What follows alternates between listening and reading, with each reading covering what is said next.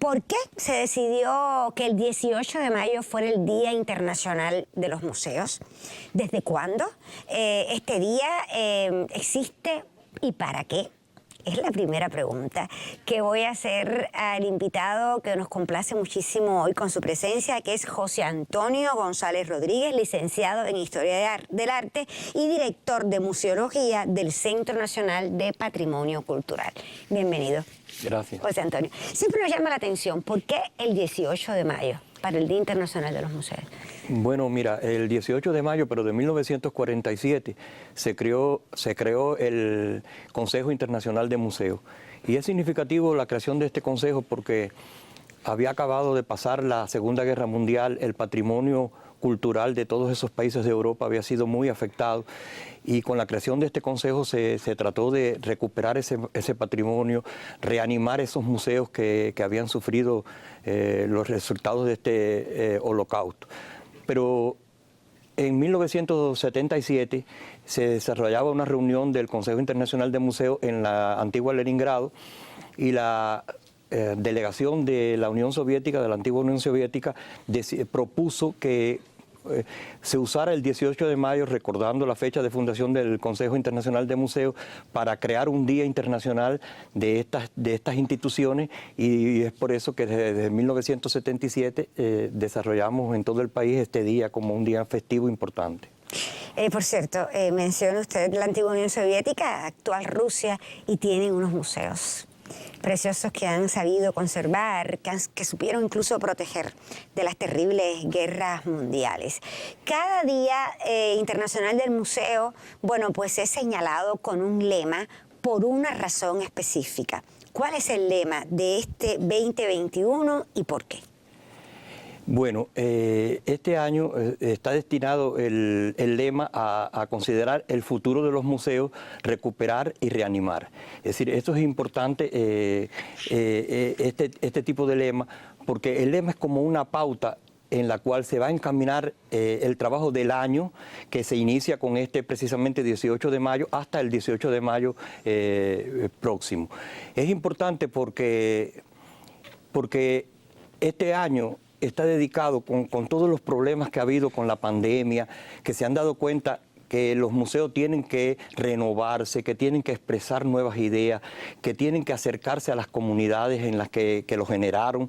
Y esto significa mucho porque hay que recuperar precisamente la identidad, la idea que dio origen a esas colecciones, a ese grupo de personas que en un momento determinado pensaron en cómo construir historias y es importante reafirmarlas, reanimarlas, porque si no se logra mediante una conciencia clara de renovación, es imposible que una memoria pueda perdurar en el tiempo, que la gente se sienta reconocido en ese espacio.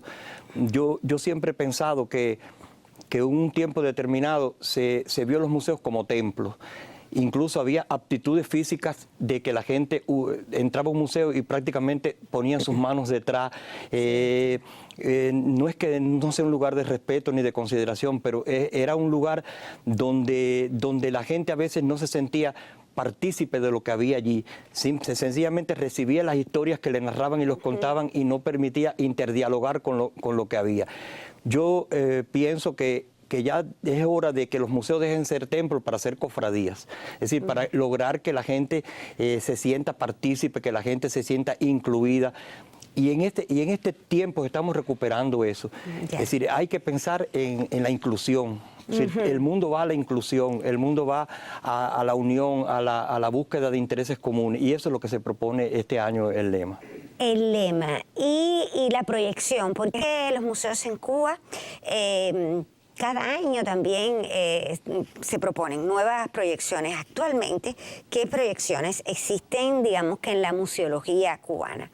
Mira, la museología cubana es un híbrido entre una museología tradicional que se desarrolló siempre desde el siglo XVIII a una nueva museología que surge en estos lares de acá, de Latinoamérica, alrededor de 1972.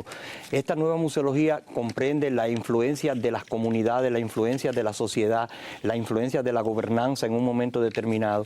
Y en realidad nuestra museología comprende esto desde 1899, cuando Bacardí decidió abrir el primer museo de nuestro país público. Ya era un museo concebido como escuela y biblioteca. Así lo hizo después Oscar María de Roja en Cárdenas, después Emilio Heredia, cuando se creó el Museo Nacional nuestro aquí en La Habana. Tenían esa concepción de unir los conceptos de la educación con la historia, con el desarrollo propio de las comunidades en las que estaban desarrolladas, ¿no? Esto es importante porque ¿a qué nos proyectamos ahora? No podemos estar a espaldas a las tecnologías. No podemos estar a espaldas al desarrollo pedagógico que tiene el país. No podemos olvidar los grandes programas de inclusión que se tiene contra el racismo, contra la homofobia, contra, pudiéramos decir, el desarrollo propio de las mujeres, empoderar a la mujer en su verdadero valor. Yo siempre, cuando voy a los museos, pienso que cuando tú miras un bono o un brazalete bordado en la década del 50, tú vas al museo y no buscan empoderar a la mujer. En realidad los hombres no bordaron. En la década del 50 los hombres no bordaban, bordaban las mujeres. Y si a veces tú lo empoderas diciendo eran bordados y te das cuenta que el bordado era nervioso porque se estaban arriesgando la vida, entonces ya tú estás buscando una nueva lectura. Esa es una nueva de las proyecciones que queremos desarrollar. Qué bien. Algo de lo que usted tiene mucha experiencia de forma particular porque ha organizado museos en nuestro país. Y yo le comentaba, por ejemplo, que me gustaba mucho el trabajo que él hizo hace algún tiempo en el Museo de Girón, a partir del poema del Indio Naborí, de las décimas del Indio Naborí. A Nevencia, usted me decía, es que intenté guiar a las personas en el museo a partir de sus sentimientos. Y creo que eso es algo de estar hablando, que el sentimiento fluya. Hay que incluir la museología de la emotividad. Si la gente no se emociona en un museo, la visita no ha sido del todo fructífera. Hay que lograr que la gente reelabore y reconstruya su vida personal a través de lo que está mirando. Las piezas en un museo no hablan por sí solas, hay que hacerlas hablar y hay que hacerlas hablar en su contexto y puede ayudar un poema, puede ayudar una canción. Esa misma experiencia de Girón la tuve en el 5 de septiembre, que está dedicado al levantamiento de la ciudad de Cienfuegos. Y verdaderamente se logró, a través de unos poemas y de algunas canciones, que toda la masacre a la que fue sometida los revolucionarios que se alzaron en ese momento fuera más efectivo que si se hubieran puesto palabras, discursos o algo. La gente se emocionaba al leer ese poema que estaba relacionado con ese hecho histórico. Esa poética, porque la museología tiene ahora una poética, puede venir contraponer una idea contra una imagen. En Girón, por ejemplo, una importante investigadora había trabajado un libro que se llamaba El silencio de los pantanos.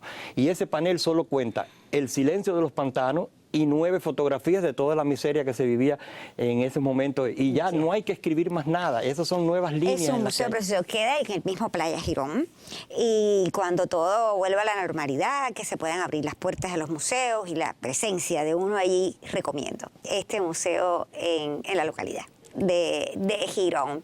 Hay otros, como ven, cada uno hemos descubierto que pueden tener su poética, ¿verdad? Quiero que descubran la poética de un gran museo en Trinidad, el Museo Romántico. Y lo vamos a hacer a través de una colaboración del canal de YouTube del periódico Escambray. Los dejo con el Museo Romántico de Trinidad.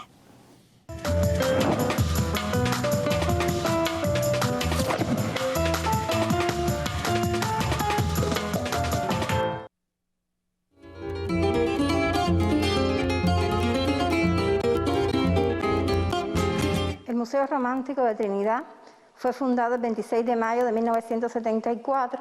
Está ubicado en la casa de los Nicolás Brunés y Muñoz, conocida como Casa Conde Brunés. Esta casa fue construida en 2 etapas, 1740 la primera planta, 1808 la segunda. En 1740 Santiago de Silva y Álvarez Travieso le vende esta casa, que era un presbítero, a don Mariano Borrell y Lemus, que montó en ella una casa suntuosa que al final se la regala a la hija en regalo de boda, que se casa con Nicolás Brunés y Muñoz. Este adquiere el título de conde y es por eso que la casa pasa a Casa Conde Brunés, que es uno de los pocos montajes que hay en el país con casa ambientada.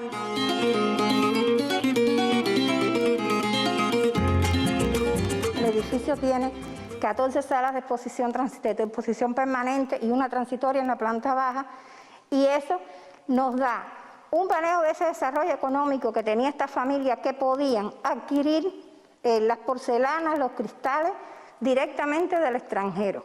Muchas de estas piezas vinieron en el embarque que venían por el puerto que tenía Casilda. Es un museo insignia y emblemático entre la ciudad de Trinidad.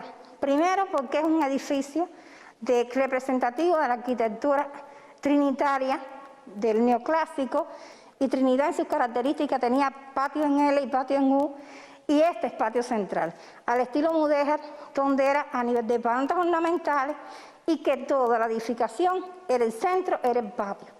En sentido general, su foco es un museo más visitado de Cuba, está dentro de los más recaudadores del país, que en estos momentos estamos inmersos en un enriquecimiento del guión museológico del museo, porque la museografía nuestra siempre va a ser la misma, lo que quizás el discurso museológico es el que nos va a ayudar a incrementar el conocimiento de todos los visitantes que entren al museo.